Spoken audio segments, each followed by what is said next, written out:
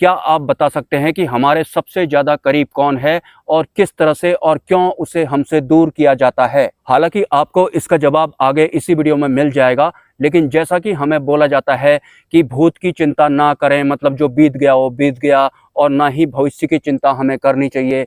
वर्तमान में हमें जीना चाहिए, क्योंकि वर्तमान ही वास्तविक सच माना जाता है। वैसे हमारे इस फिजिकल वर्ल्ड में वर्तमान को सच माना जाता है और वर्तमान में ही जीने को बोला जाता है, लेकिन फिर भी हम वर्तमान में जी नहीं पाते हैं। भविष्य की चिंताएं हमें सताने लगती हैं, या फिर पास्ट लाइफ का कोई रेग्रेशन हमें सताने लगता है। वर्तमान में हम टिक नहीं पाते हैं, जिसे कि वास्तविक सच हमारे इस फिजिकल वर्ल्ड का माना जाता है। हालांकि जो वर्तमान होता है वो इस फिजिकल वर्ल्ड का वास्तविक सच जरूर होता है, लेकिन हमारे इस फिजिकल वर्ल्ड का जो भी सच और झूठ होता है वो वास्तविक नहीं होता है, वो सेकंड हैंड ही होता है। क्योंकि जो वास्तविक सच होता है वो तो इस संसार के पार होता है। चलो फिर भी हम इस मायारूपी संसार में सर्वाइव कर ही रहे हैं, तो जो ये वर्तमान है इसको सच मान लेते हैं। दूसरा ऑप्शन हमारे पास है भी नहीं। लेकिन वर्तमान जो भी हमारा वास्तविक सच है, मतलब इस वक्त जो भी मेरी करंट सिचुएशन है वही मेरा वर्तमान है, लेकिन हम अपनी करंट सिचुएशन के अकॉर्डिंग सरवाइव नहीं कर पाते हैं।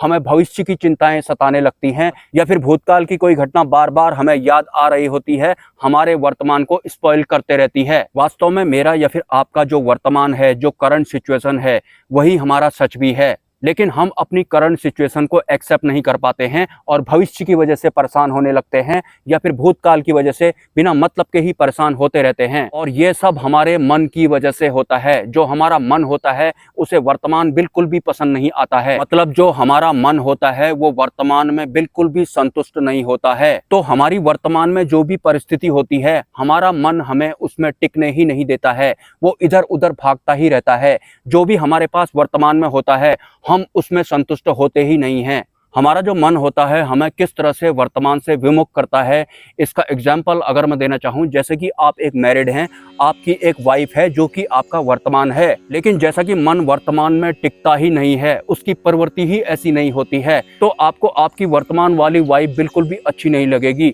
आपको किसी दूसरे की वाइफ अच्छी लगेगी। या फिर अगर आपके पास वर्तमान में एक बाइक है तो वो आपको अच्छी नहीं लगेगी, आप कार की तरफ भागने लगेंगे। मतलब जो भी हमारा मन चाहता है, जैसे ही वो चीज हमें उपलब्ध हो जाएगी, मन वहां से तुरंत हट जाएगा। जैसे कि एक वक्त आप अनमैरिड होंगे, मतलब विवाह तंत्र की चपेट में नहीं आए होंगे, आप चाहते होंगे कि आपकी एक वाइफ हो या फिर आपका एक हस्बैंड हो, और जैसे ही आप विवाह तंत्र की चपेट में आए, मतलब आपको वाइफ उपलब्ध हो गई, उसके थोड़े समय बाद आपका आपकी वाइफ से ही इंटरेस्ट खत्म हो जाएगा, आप दूसरों की वाइफ पर ज्यादा ध्यान देने लगेंगे। और तो और दूसरे की वाइफ जो आपको आज सही लग रही है, अगर इत्तेफाकन वो आपको मिल गई तो वो भी उसके बाद आपको सही नहीं लगेगी, फिर आप तीसरे की वाइफ को देखने लगेंगे। इस तरह से ही ये जो मन होता है प्रेजेंट से भागते रहता है और हमें भी हमारे वर्तमान से भगाता रहता है। हालांकि वर्तमान वाइफ अच्छी ना लगना और दूसरे की वाइफ अच्छी लगना, या फिर वो भी बाद में अच्छी ना लगना, तीसरे की वाइफ अच्छी लगना वाली जो लाइन मैंने अभी ऐड की थी, ऐसा नहीं है कि आपको दूसरे की वाइफ भी मिल ही जाएगी या तीसरे की वाइफ भी मिल ही जाएगी।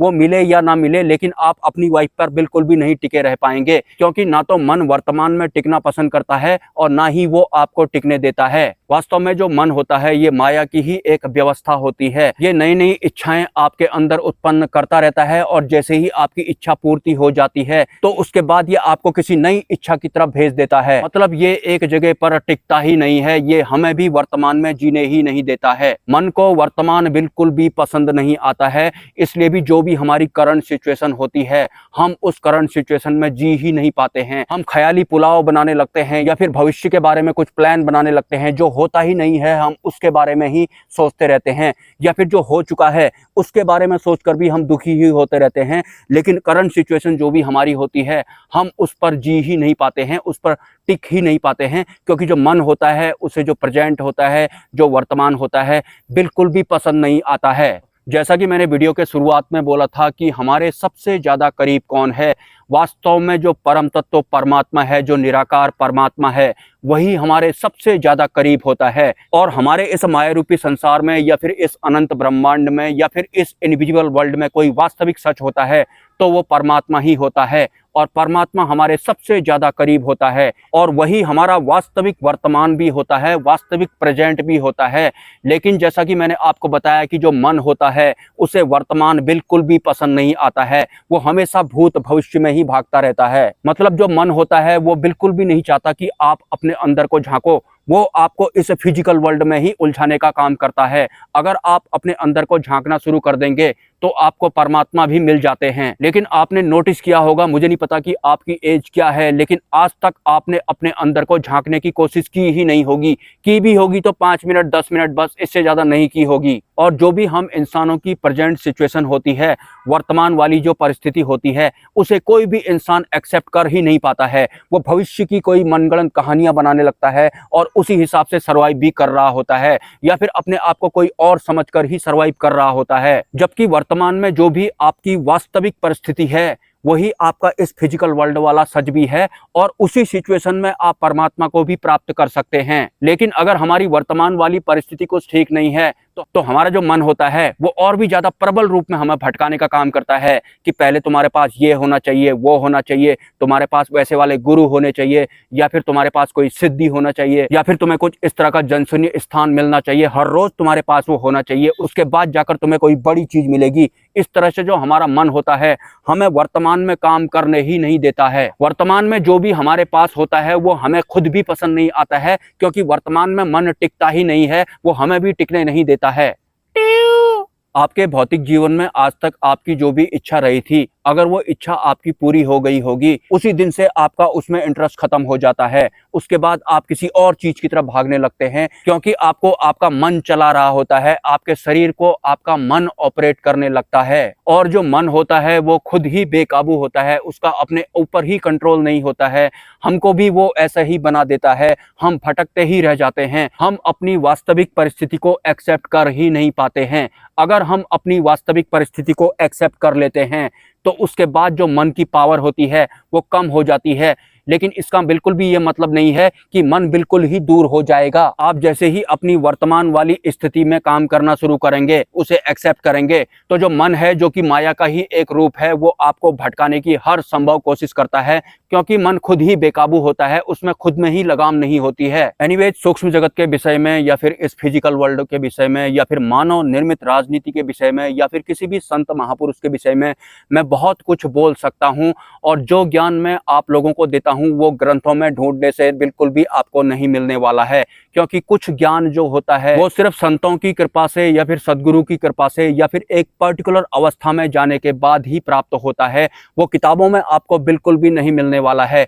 लेकिन जैसा कि मैंने अपने एक वीडियो में कहा था कि मैं हमेशा इमरजेंसी मोड में रहता हूँ, हमेशा आपातकाल वाली परिस्थिति में ही मैं सर्वाइव करता हूँ इस फिजिकल वर्ल्ड में, तो काफी कुछ मेरे वीडियोज में वैसे ही मिस हो जाता है। अभी जस्ट कल भी मेरे साथ कुछ अच्छा नहीं हुआ था, बहुत लंबे टाइम बाद कुछ बुरा मेरे साथ कल हुआ था। हालांकि मैं कभी भी अपनी परेशानियों को ऐसे ही खुले में डिस्क्लोज नहीं करता हूं, लेकिन कल मेरे साथ बहुत बुरा हुआ था। जैसा कि कल मैंने आपको बोला था कि ध्यान करना नहीं पड़ता है, ध्यान में होना पड़ता है, क्योंकि ध्यान एक होना होता है, करना एक अलग चीज होती है। जैसे कि आपको रात को स्वप्न आया था, आपने स्वप्न किया नहीं था, आपको स्वप्न आया था, आप स्वप्न में थे, वो आपका होना है। जो स्वप्न आपको आया था, स्वप्न आपने किया नहीं था, स्वप्न में आप थे, आप हुए थे स्वप्न में। तो ठीक उसी तरह से ध्यान हमें करना नहीं होता है, ध्यान में तो हम पहले से ही होते हैं। संसार हमारे ऊपर चढ़ गया होता है, इसलिए हम बोल रहे होते हैं कि ध्यान हमें करना है, क्योंकि एक कर्ता की भूमिका निभाने की वजह से हम हर चीज को करने से ही तोलने लगते हैं। तो जो रात को आपको सपना आता है उसमें आपका कर्ता का कोई काम नहीं होता है, आपने कुछ किया नहीं होता है, आप स्वप्न में होते हैं,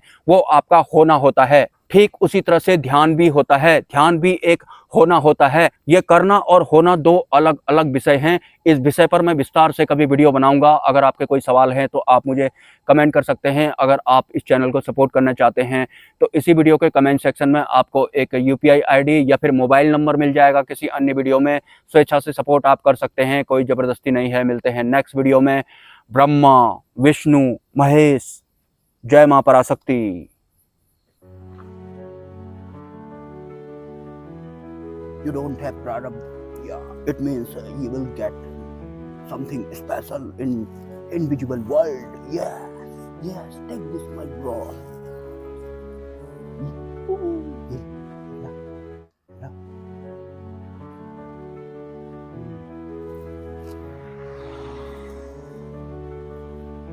आजा